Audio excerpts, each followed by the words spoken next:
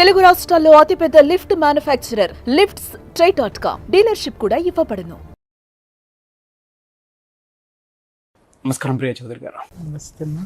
ఇప్పుడున్న జనరేషన్కి చాలా ఇంపార్టెంట్ టాపిక్ అండ్ ప్రతి ఒక్కరూ తెలుసుకోవాల్సినటువంటి విషయం. మ్యారిటల్ లైఫ్లోకి ఎప్పుడైతే ఎంటర్ అవుతారో కొంతమంది అంటే భార్యాభర్తలు కలిసి ఫ్రీ టైం దొరికిందనుకోండి, గత తాలూకు అనుభవాలు ఏదైతే ఉంటారో కొంతమంది చెప్పుకోవడానికి ఇంట్రెస్ట్ చూపిస్తారు, కొంతమంది ఏమో సిగ్గుపడతారు, కొంతమంది బ్యాడ్ అయితే చెప్పుకోవడానికి ఇంట్రెస్ట్ కూడా చూపించరు. ఆ అనుభవం ఏదైనా కానివ్వండి, కొంతమందికి ఏమో ఎక్స్ బాయ్ ఫ్రెండో గర్ల్ ఫ్రెండో వాటికి సంబంధించినటువంటి విషయాలు ఉంటాయి, లేదంటే బ్యాడ్ ఎక్స్పీరియన్స్ ఇంట్లో జరిగినవి కొన్ని ఉంటాయి, కొన్ని చెప్పుకోవాల్సి ఉంటాయి, కొన్ని చెప్పుకోవాల్సి ఉంటాయి. అటువంటి షేర్ చేసుకోవడం అనేది ఎంతవరకు కరెక్ట్ అంటారు? దానివల్ల వచ్చేటువంటి పరిణామాలు ఏంటి? ఒకవేళ ఫేస్ చేయాల్సి వస్తే దాన్ని ఏ విధంగా తీసుకొని చెప్పాలంటారు? కట్టే కొట్టే తెచ్చే రామాయణం అయిపోయింది. అరే నేను అంతా ఓపెన్గా ఉండాలి నా భార్య దగ్గర, లేదా నా భర్త దగ్గర నేను మొత్తం ఓపెన్గా ఉండాలి అని చెప్పేసి అని పెళ్ళికి ముందో పెళ్ళి అయిన తర్వాతో లేకపోతే ఒక పిల్లాడు పుట్టిన తర్వాతనో ఏమండి పలానా వెధవ వాడు ఒకడు నా ఎమ్మడి పడేవాడు పెళ్లి చేసుకుంటానని వచ్చాడు, వాడు వెధవ చెప్తో కొట్టి పంపించేశాను అని ఎప్పుడన్నా వాడి పేరు ఎక్కడన్నా వినిపిస్తానో, లేకపోతే వాడి అలాంటి వ్యక్తులు ఎప్పుడైనా వచ్చినప్పుడు గబాల్ని మీరు ఒక మాట అన్నారు అని అనుకుందాము, ఓపెన్గా చెప్పాలి అని చెప్పేసి అని ఆవిడ చెప్పారనుకుంది. అవునా, ఎన్నాళ్ళు ఎమ్మడబడ్డారు? ఎందుకంటే ఇక్కడేం జరుగుతుంది, లోపల నుంచి ఆ బుర్రలో ఆ పురుగు తొలుస్తూ ఉంటుంది. ఈ క్వశ్చన్ అడుగు, ఈ క్వశ్చన్ అడుగు, ఇంకా అడుగు, ఇంకేంటో అడుగు, ఇంకెంతమంది ఉన్నారు అడుగు అనగానే అరే నేను ఓపెన్గా చెప్పాలి కదా, నేను ఓపెన్గా చెప్పేస్తున్నా, నేను అన్నీ చాలామంది కొంతమంది పిచ్చ ఆలోచనలో ఉంటారు. నేను క్లీన్, మిస్టర్ క్లీన్ అబ్బా, నేను మిస్సెస్ క్లీన్ అబ్బా, నేను మిస్ క్లీన్ అబ్బా, అంటే నేను ఏది దాచుకోనబ్బా, నాకు చేత కాదబ్బా అంటే అదేదో పెద్ద గొప్ప అనుకుంటారు. భారతరత్న అవార్డు ఇచ్చేస్తారు అవన్నీ చెప్పేస్తే అన్న భ్రమలో ఉంటారనమాట.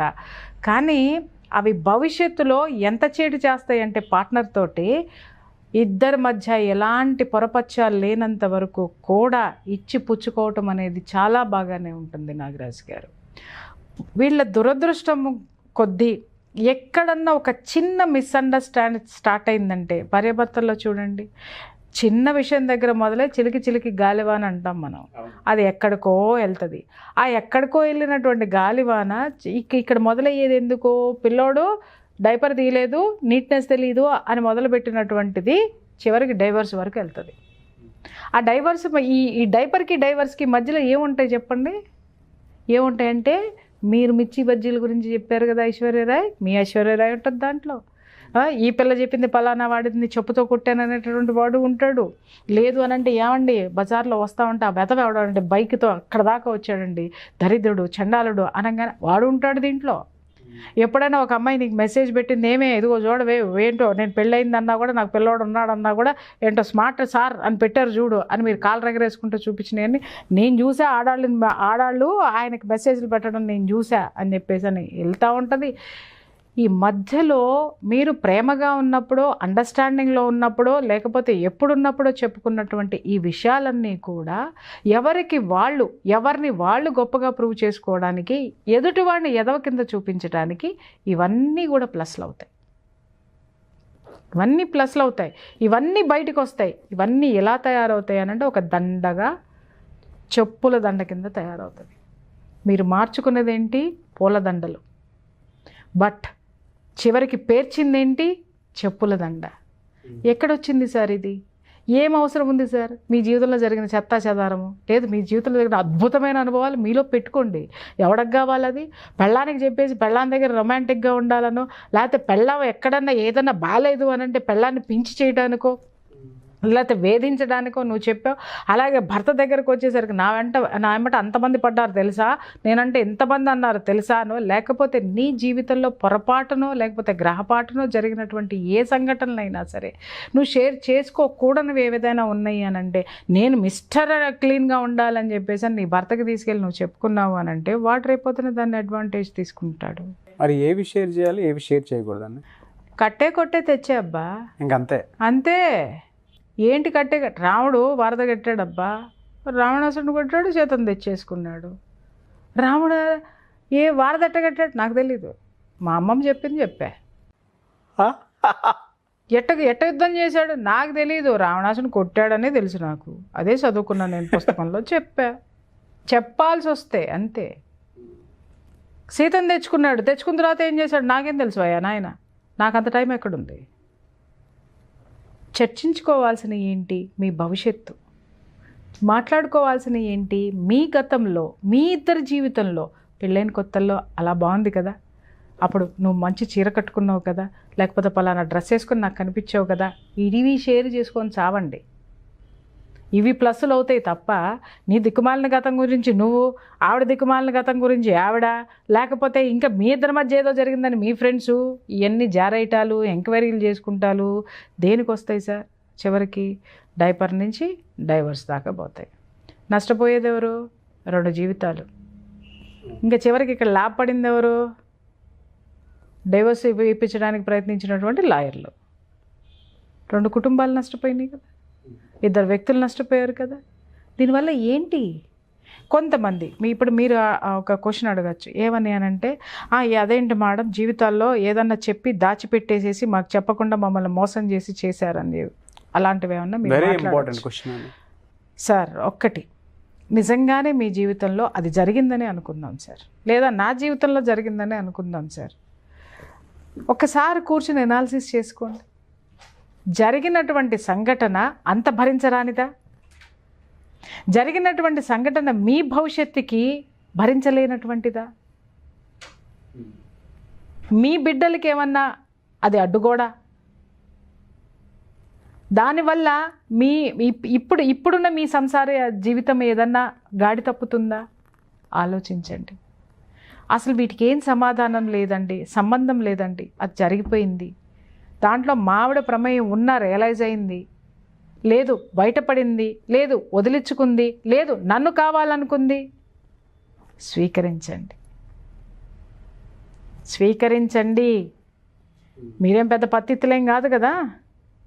ఎందుకంటే ఏ ఆడదానికైనా ఏ మగాడికైనా ఇప్పుడున్నటువంటి లైఫ్ పార్ట్నర్ వస్తుంది అనేది ఎవరికీ తెలియదు సార్. ఎవరు జీవిత భాగస్వామి అవుతారో ఎవరికీ తెలియదు. కాబట్టి పెళ్ళికి ముందు మీకేం సంఘటనలు ఉంటాయో, పెళ్ళికి ముందు నా జీవితంలో ఏం సంఘటనలు ఉంటాయో, పెళ్ళికి ముందు వాడి జీవితంలో ఏం సంఘటనలు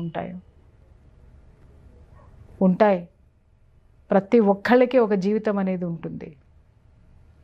దాన్ని పెళ్ళి అయిన తర్వాత క్యారీ చేయకండి. పొరపాటో గ్రహపాటో లేదు, ఒకళ్ళని ప్రేమించారు, పెళ్లి చేసుకుందాం అనుకున్నారు, కులాలు వేరు, పెద్దాళ్ళు వద్దన్నారు, నోరు మూసుకున్నారు, పెళ్లి చేసుకున్నారు, అయిపోయింది. మీకు నచ్చలేదు, అరే నువ్వు నాకు చెప్పలేదు, వాడిని ప్రేమించావు, నువ్వు నాకు ద్రోహం చేసావు, నువ్వు అట్ట చేసావు, వాడితో అక్కడికి వెళ్ళావు, ఇక్కడికి వెళ్ళావు, అది చేసావు, ఇది చేసావు, సినిమాలకు వెళ్ళావు, షికార్లకు వెళ్ళావు, ఇవన్నీ తీసుకొచ్చావు నువ్వు. ఏమవుతుంది? నీకు 2వ పెళ్ళి అవుద్ది. అమ్మాయి జీవితం రోడ్డు మీద పడుతుంది.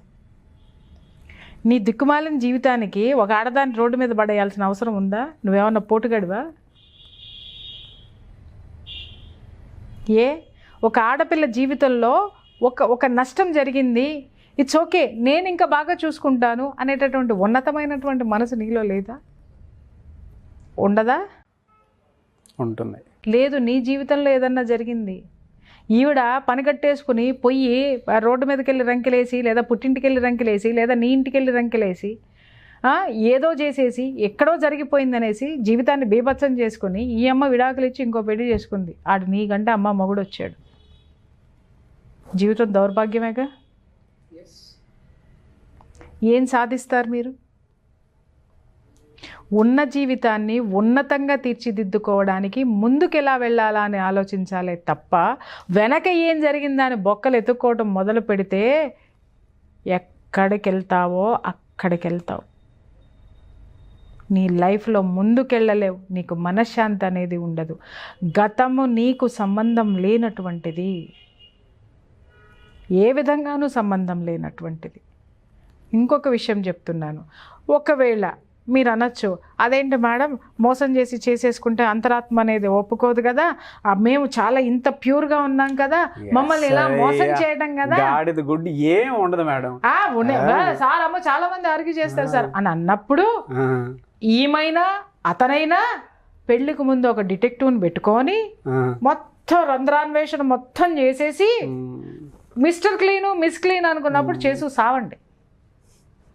అదేం లేకుండా ఎదురు బదురు పెళ్లి చూపులు చేసుకున్నావు కదా నువ్వు, దాన్నే యాక్సెప్ట్ చేయి. అదే యాక్సెప్ట్ చేయాలి.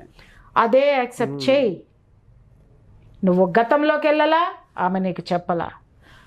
నేను గతంలోకి వెళ్ళలా, నువ్వు చెప్పలా. ఖేల్ ఖతం దుకాన్ బంద్ బాయ్. కాబట్టి పిచ్చ నాటకాలు ఆడకండి, పిచ్చ ఆలోచనలో ఉండకండి. మీ జీవితంలోకి వచ్చిన తర్వాత మీరు ఎలా ఉన్నారు, మీ ఒకరి కోసం ఒకరు, మీరు గతం వైపు నువ్వు పోవద్దు, గతం వైపు ఉంటే, లేకపోతే హ్యాపీగా ఉండండి. ఉంటే చెప్తున్నా, ఎవరూ పోకండి. అది తప్పు. ఒక జీవితంలోకి వచ్చిన తర్వాత గతానికేసి వెనక్కి తిరిగి చూశారనుకోండి, క్షమించరాని నేరం నన్ను అడిగితే, అది తప్పు. ఆ తప్పులు చేసినప్పుడు బేఫికర్గా మీ దారి మీరు చూసుకోండి, ఎవరి దారి వాళ్ళు చూసుకోండి. ఎందుకంటే అది కూడా మనశ్శాంతి లేని జీవితం సార్.